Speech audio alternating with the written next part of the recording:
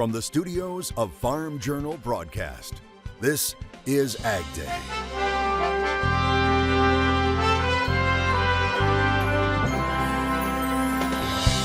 Concern over avian flu is continuing to grow, and now it may be a bigger problem than first thought.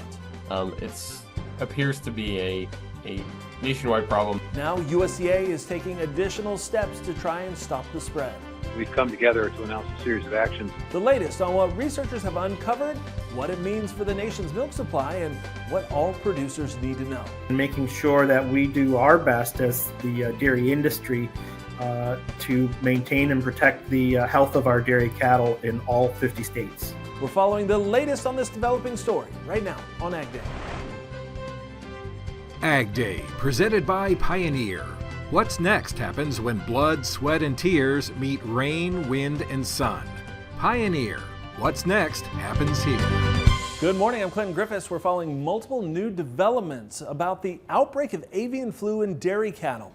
First, we've learned the outbreak is continuing to spread, with USDA now ordering new testing on dairy cattle.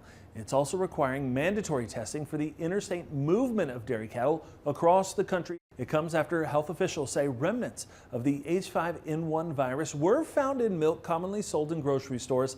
However, they say the dead viral particles don't make people sick and continue to stress the milk supply is safe.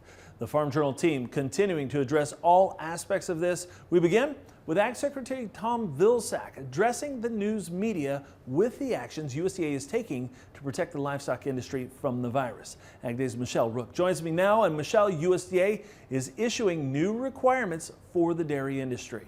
Clinton, USDA announced it's issuing a federal order with a two-pronged approach to stop the spread of HPAI or H5N1 in dairy cattle and to develop a baseline for limiting transmission. Now, it includes mandatory testing prior to interstate movement, and it goes into effect Monday, April 29th. USDA Secretary Tom Vilsack outlined the federal order, which requires that prior to interstate movement, all lactating dairy cattle must receive a negative test for the influenza A virus at an approved National Animal Health Laboratory Network lab. This will not supersede state import requirements. The mandatory testing for interstate movement of dairy cattle involves, prior to interstate movement, dairy cattle will be required to receive a negative test for influenza A virus at an approved National Animal Health Laboratory Network laboratory. Owners of herds in which dairy cows test positive for interstate movement will be required to provide biological information, including animal movement tracing. And dairy cattle that does in fact move interstate will have to adhere to the conditions established by APHIS in the guidance that will be published tomorrow. Any positive cases will require a 30-day waiting period before retesting. Vilsack says testing will start with lactating dairy cows, but will then be expanded to all cattle. Owners of herds in which dairy cattle test positive will be required to provide epidemiological information, including movement tracing. And all labs and state vets must report testing results to APHIS. The mandatory reporting really applies to all cattle. Laboratories and state veterinarians are required to report any positive influenza A finding in livestock to USDA APHIS so that we are able to obtain information as quickly as possible. Vilsack says these steps are necessary after confirming the virus is spread from birds to cows and from cow to cow. However, they found no changes in the virus, making it more transmissible to or between people. APHIS will be paying for the additional testing, and the dairy industry stands by these requirements. So we really believe that following the recommendations and requirements that come out from our federal and state animal health officials are appropriate. They are the brain trust for our response to this and making sure that we do our best as the dairy industry to maintain and protect the health of our dairy cattle in all 50 states. He says FDA and the industry will also be increasing testing throughout the food chain.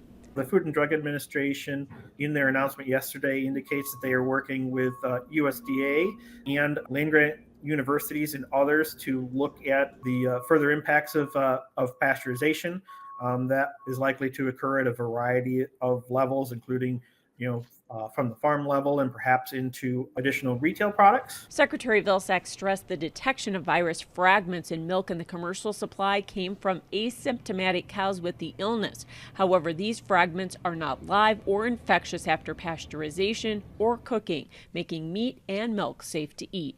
I'm Michelle Rook reporting for AgDay.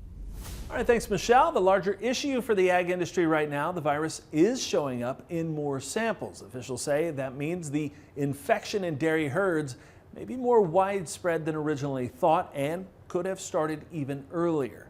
The New York Times reporting the outbreak may have started in January or possibly December.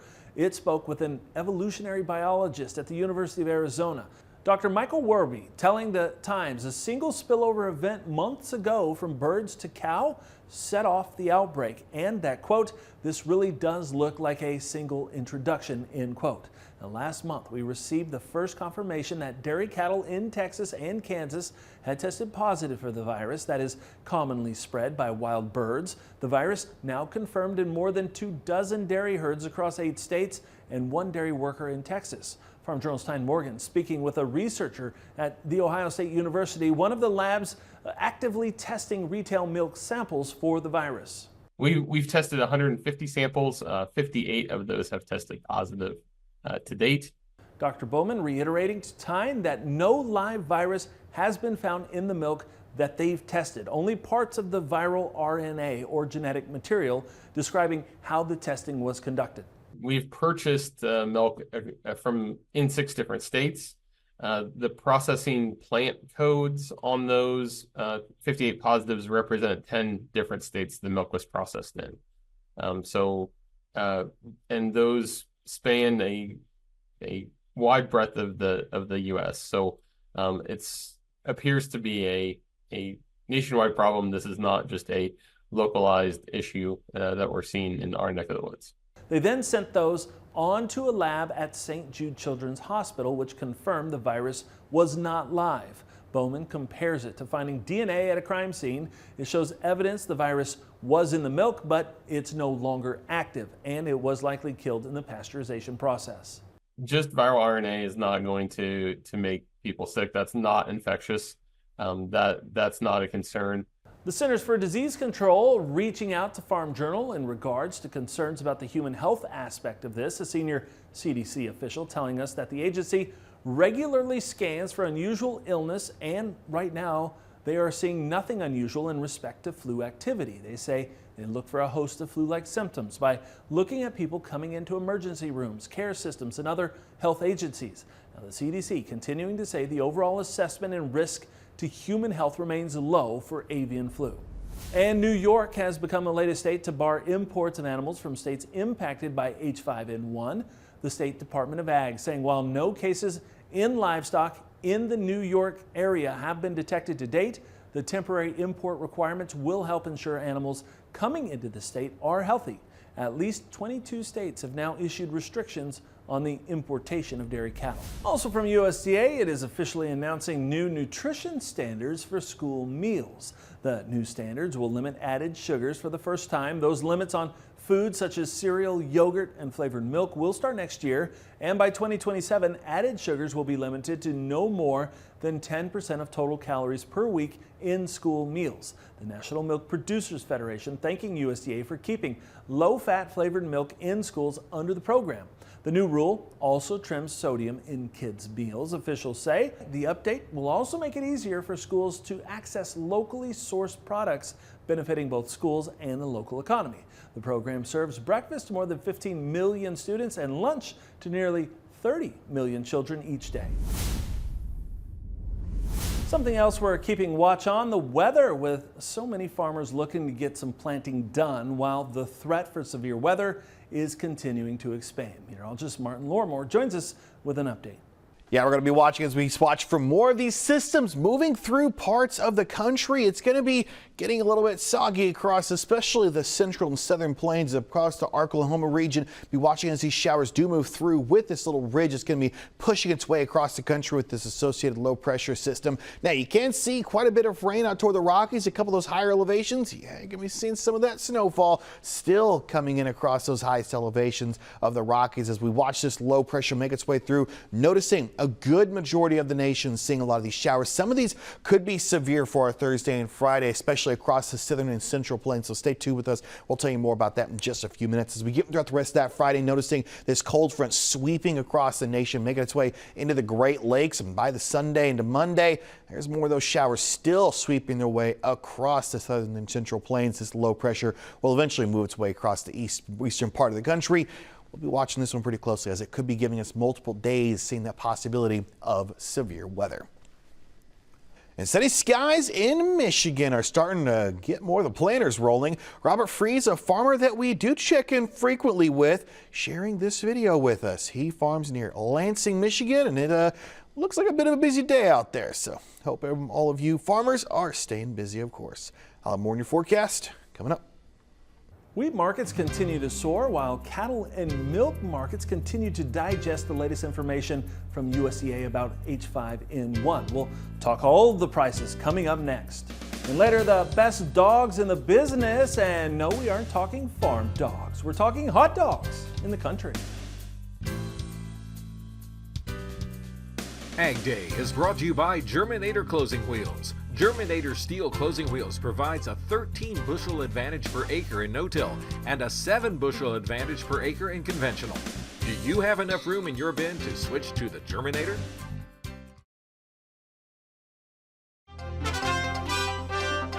An update on the investigation into accounting practices at Archer Daniels Midland. ADM says its former CFO has agreed to resign.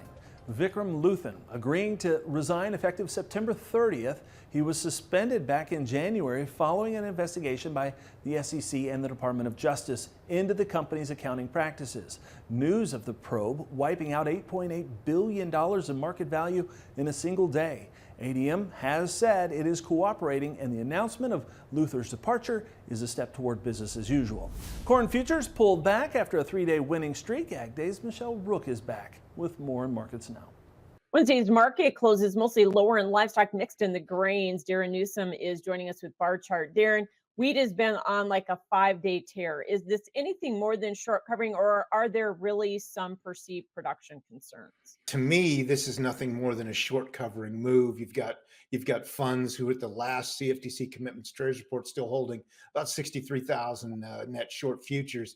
And, we can look at the 3 key fundamental reads on real fundamentals, which is cash index, which is basis, and future spreads. And they're all 3 incredibly bearish. They haven't changed. So I see this as a non-commercial play right now. Doesn't mean that it isn't going up, because it certainly is.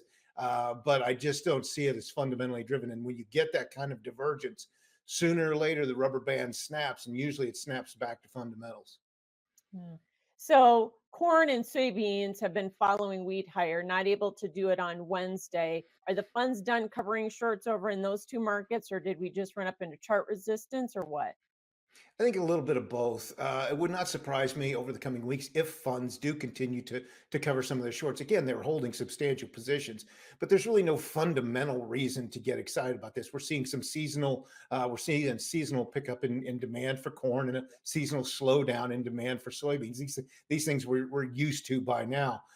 Also on the soybean front, we're going to get our next round of weekly export sales and shipments. And the real key here is total marketing year shipments. And as of last week's report, they were still running 200 million bushels behind what the shipment pace was telling us were going to be total exports. So, there's a lot of business to do yet. And if it doesn't happen, that just means we're going to come up that much shorter of what we shipped out last year. And a setback in cattle, routine profit taking, or chasing HPAI headlines again? I think you're probably right, Michelle. I think there is some chasing of headlines. We certainly saw it probably in the Johnny come lately spec traders who, foolishly jumped in after the cattle on feed report, since, most traders already knew by watching the markets in March what happened. But yeah, so those folks who jumped in on Monday, early Tuesday, probably looking to get out. Thanks for joining us, Darren Newsom with Bar Chart. We'll have more AgDay coming up. To get in touch with Darren, send him an email at analysis@darrennewsom.com or give him a call at 402-669-0210. Watch Markets Now with Michelle Rook on the Farm Journal YouTube channel, keeping you updated throughout the day on the markets at the open, midday, and close. Find out what moved the markets today and what to expect the market to do next.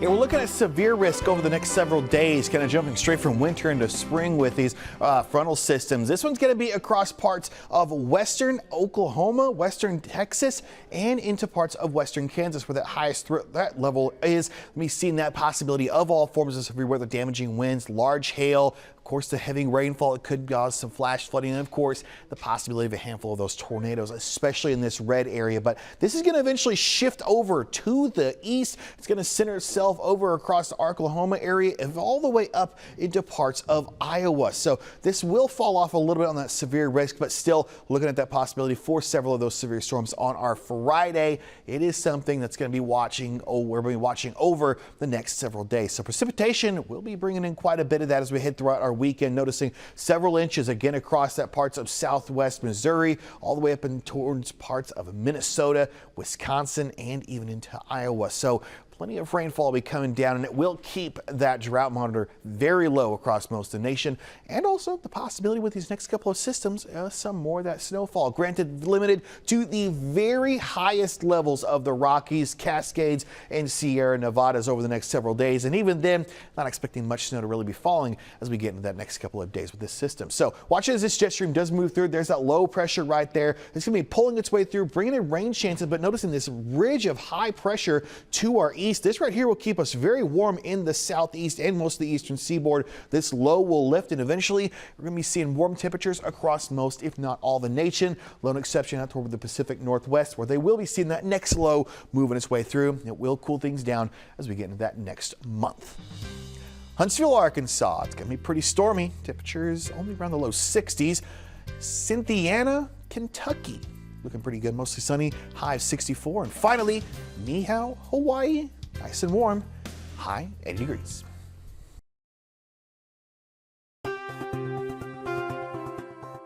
The Office of Management and Budget has completed its review of a proposed USDA rule that would require visually and electronically readable identification, or EID, tags for cattle and bison. The USDA says the rule aims to enhance animal identification and traceability during disease outbreaks. However, the proposal has sparked controversy, including with the Livestock Marketing Association, which raised concerns about the financial burden the rule would impose on the industry. The LMA highlighting that transitioning to the EID system could be nearly 9 times more costly than the current low-cost options, adding while USDA currently provides certain identification devices at no cost, the proposed rule could shift significant expenses onto producers. Now, it's reported a gray wolf was found dead in Larimer County, Colorado.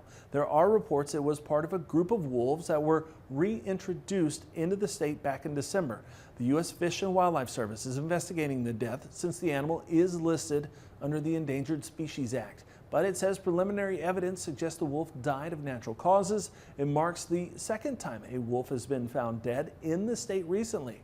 One was found deceased earlier this month in Elbert County, but it was not part of the reintroduction group. There have reportedly been 6 confirmed livestock deaths because of wolves in the state so far this year. At least one of the wolves involved in the livestock deaths were part of the reintroduced animals that came from Oregon.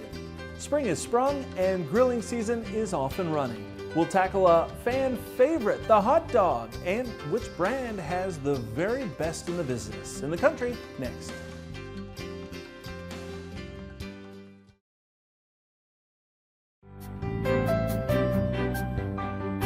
Where can you get the best hot dogs in the world? Maybe you're thinking of your favorite baseball park or even the ones in your fridge, but one place in Mexico wants to lay claim to the title. Sonora State in Mexico claims it has the best dogs, but they don't call them hot dogs there. They call them doggos. It said that the Sonoran hot dog is an adaptation of the classic American hot dog with unique flavors and traditions. They are larger with a sweet bun, have a bacon-wrapped sausage, and some add jalapeno sauce, stuffed chili peppers, and even guacamole. It said the fusion of flavors and culinary techniques have led the Sonoran dog to gain notable recognition among national and international customers. And if you're looking to try one, head to Arizona, where the dog has become a popular street food item with several food stands, trucks, and restaurants selling them across the state. And that's all the time we have this morning. We're sure glad you tuned in. From all of us here at AgDay, I'm Clinton Griffiths. Have a great day.